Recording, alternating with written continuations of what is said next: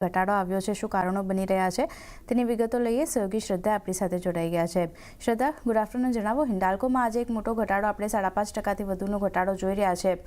પરિણામ કેવા અને શું કારણો? જી, ગુડ આફ્ટરનૂન. તો ઘટાડાના કારણોની વાત કરીએ હિન્દાલ્કોમાં, તો Q3માં જે રીતે આપણે જોયું, કન્સોલિડેટેડ એબિટામાં 11%નો ઘટાડો ક્વાર્ટર ઓન ક્વાર્ટર બેસિસ પર જોવા મળ્યો છે. તેનું કારણ છે મુખ્ય કે ઓસ્વેગો પ્લાન્ટ છે કંપનીનો, ત્યાં આગ લાગવાના કારણે તેમના જે શિપમેન્ટ્સ છે તેમાં ઘટાડો જોવા મળ્યો અને તેની સીધી અસર આપણને નોવેલીઝના પરિણામ પર આવતી જોવા મળી. નોવેલીઝના પરિણામ આપણને આ વખતે મ્યુટેડ રહેતા જોવા મળ્યા છે. કંપનીના નેટ કર્જની વાત કરીએ તો એમાં 69% વધીને 59,500 કરોડ થયું છે ડિસેમ્બર 2025 સુધીમાં, જ્યારે માર્ચ 2025માં હતું 35,300 કરોડ.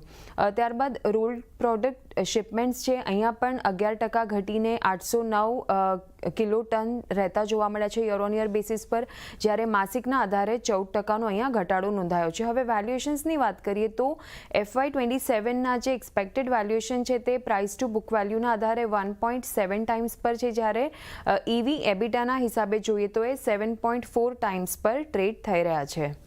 જી, આભાર શ્રદ્ધા.